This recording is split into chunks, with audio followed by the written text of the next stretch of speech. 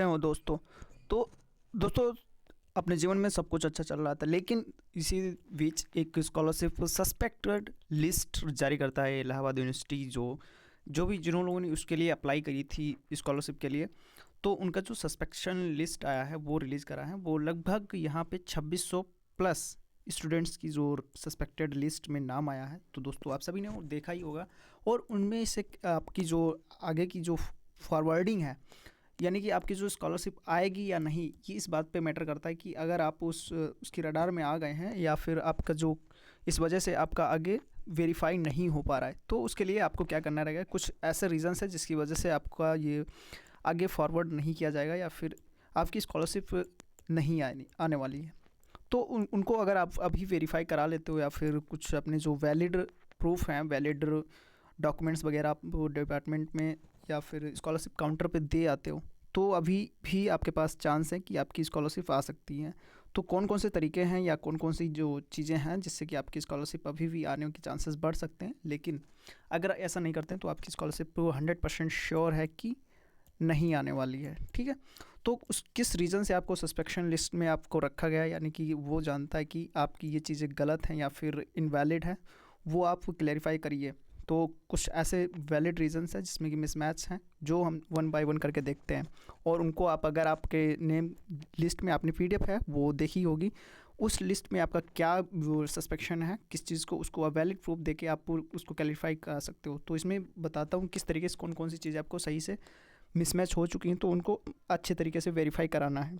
तो वीडियो को अंत तक देखिएगा और तभी आपकी जो क्वेरी है, आपकी जो समस्या है, वही सॉल्व हो पाएगी। तो यहाँ पे जो रीजंस उन लोगों ने दिए हैं अपनी पीडीएफ में, तो सबसे पहले वहाँ पे कई सारे चीज़ें हैं, लेकिन हम वन बाय वन करके देखते हैं। तो सबसे पहले अगर बात करी जाए तो बहुत सारे छात्रों ने सबसे वहाँ पे अपना जो है कोर्स ही गलत चूज़ करा है या फिर गलत कोर्स में अपनी जो स्कॉलरशिप की है वो रजिस्ट्रेशन कर दी है। तो उसको आप वेरीफाई करो और सही से चूज़ करो जाके। देन आफ्टर यहाँ पे एक दूसरी चीज़ है कि इनरोलमेंट, यानी कि अगर आपने अपने आप खुद से भरा है तो भी आपने गलती करी, या फिर आपने साइबर कैफ़े वाले से भराया तो वो उसने भी काफ़ी बड़ी मात्रा में गलती करी है कि आपका इनरोलमेंट नंबर जो है, ठीक है, वो रॉन्ग भरा है। जो भी जिसने भी भरा है बहुत ही गलत तरीके से, बहुत ज़्यादा नंबर ऑफ़ स्टूडेंट्स मैंने देखे हैं कि सबसे ज़्यादा जो है इनरोलमेंट नंबर की प्रॉब्लम आ रही है। और जैसे कि उनका जो 10th का रोल नंबर है वो भी मिसमैच हो रहा है, यानी कि वो भी वेरीफाई नहीं हो पा रहा है बोर्ड के द्वारा। तो आपको क्लियर करना है।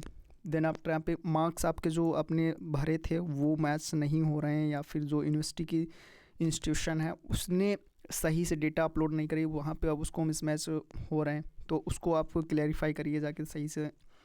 देन आफ्टर यहाँ पे सबसे जो मोस्ट इम्पोर्टेंट ये है कि वन बाय वन बहुत सारे लोगों के जो आगे दिखा रहा है कि सबसे जो मोस्ट जो है कि 50% से लेस आपके जो मार्क्स हैं वो हैं। तो उसने कहा है कि भैया अगर आपके इतना मार्क्स है 50% से लेस देन है तो हम आपको स्कॉलरशिप नहीं देंगे, या फिर आप अपने मार्क्स हमें क्लियर बताइए, या फिर अभी भी आपके पास मौका है कि आप सही मार्क्स बता के आप स्कॉलरशिप की सस्पेक्शन लिस्ट से हट सकते हो।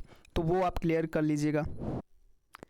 फिर उसके बाद में जो हमने देखी है वो उस पूरी पीडीएफ को मैंने काफ़ी अच्छे से रीड करा है। और सबसे जो खास जो निकल के आ रहा है, वहाँ पे कई सारे छात्रों ने अपनी जो एडमिशन डेट है उसको भी बहुत सारे छात्रों ने अपनी जो गलत है उसको गलत भरा है या फिल करा है। तो उसको भी सही सुधार लीजिए। आपकी जो ये एडमिशन डेट होगी वो आपके इनरोलमेंट नंबर पे, आपके जो इनरोलमेंट कार्ड मिला होगा उस पे होगा, या फिर जो आपकी फ़ी रिसिप्ट होगी वहाँ पे होगी आपकी जो एडमिशन डेट। वहाँ से आप देख के आप इसको सही करा सकते हो। तो आप खुद से भी करा सकते हो और देन आफ्टर आप यहाँ पे उस पर स्कॉलरशिप काउंटर पे जमा कर सकते हो। ये बहुत ही इंपॉर्टेंट है कि आपकी एडमिशन डेट बहुत ही छात्रों की गलत है, ठीक है, मिसमैच है। और ये कुछ इस चीज़ से थी। देन आफ्टर यहाँ पे पास प्रमोटेड, यानी कि बहुत सारे लोगों को वो वेरीफाई ही नहीं कर पा रहा कि आप पास हैं या नहीं है। तो यहाँ पे भी आपको आपकी जो करेक्ट या फिर जो वैलिड प्रूफ हैं या लाइक जो आपकी जो मार्कशीट वगैरह हैं वो आपको उनको सबमिट कराइए अपने तरीके से, और रोल नंबर बाय कदर सही तरीके से फिलअप करिए, ठीक है। दूसरी चीज़ की सबसे ज़्यादा जो इम्पोर्टेंट है 3rd नंबर पे जो इनकम सर्टिफिकेट, ये बहुत सारे छात्रों ने डुप्लीकेट दिखा रहा है कि आपने डुप्लीकेट भरा है। डुप्लीकेट का मीन्स मतलब कि आपने खुद का या तो अपलोड कर दिया है, जो कि नहीं करना था। इसमें क्या करना है, आपके फादर का इनकम सर्टिफिकेट लगेगा, वो भी वैलिड होना चाहिए। ये भी कि एक टाइम ड्यूरेशन होती है कि लगभग 3 इयर्स तक ही वैलिड हो रह पाता है, ठीक। उसके बाद का आप अपलोड कर दिए रहे होंगे तो नहीं हो पाएगा, ठीक है। 3 साल तक ही वैलिड हो पाता है, उसके बाद में आपको ये ख़राब हो जाता है। वो आपने फिल कर दिया होगा तब भी आपका रिजेक्ट हो जाएगा। तो आपको यहाँ पे आप नया वाला अगर आपके पास है तभी आप यहाँ पे उसको अपडेट करा के नया लगा सकते हो, और अपना नहीं लगाना है, ठीक है। खुद का नहीं लगाना है यहाँ पे, आपके पेरेंट्स का, मम्मी पापा का, कोई किसी का भी है वो लगेगा, या फिर किसी गार्जियन का भी लग सकता है। तो खुद का मत अपलोड कर दीजिएगा। और मतलब कर दिया होगा तभी तो ये डुप्लीकेट दिखा रहा है, तो आप वहाँ पे अभी भी करेक्ट करा सकते हो। अगर अपने मम्मी पापा किसी की भी आय है तो उनकी लगवा सकते हो, जो कि करंट यानी कि लेटेस्ट होनी चाहिए, ठीक है। देन आफ्टर यहाँ पे गैप ईयर, बहुत सारे छात्रों ने, उनके लिए गैप ईयर के ज़्यादा तो नहीं थे, लेकिन जिनके लिए नीडेड है, जिन लोगों ने गैप ईयर लिया है उनका सर्टिफिकेट लगाना कंपलसरी है। वहाँ पे उनके भी लिस्ट में नाम दिखा है।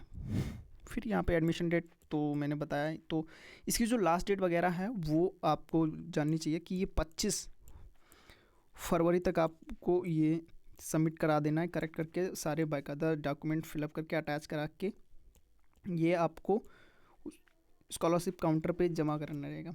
तो ये आई होप कि आपकी क्वेरीज सॉल्व हुई होगी। तो आप सारे डॉक्यूमेंट्स क्लियर करके आप एक बार सही पूरे एक 1 बाय 1 पूरा क्लियर मैच करके ही अपलोड करिएगा।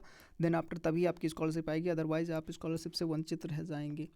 तो आई होप कि इस वीडियो में थोड़ा सा भी हेल्पफुल रहा होगा। बाकी अगर कोई भी आपकी क्वेरी है, कोई भी दिक्कत या परेशानी है, तो आप हमें कमेंट सेक्शन में पूछ सकते हो, और मैं कोशिश करूँगा कि आपकी क्वेरी सॉल्व करूँ। तो इस वीडियो में बस इतना ही। बाकी थैंक यू।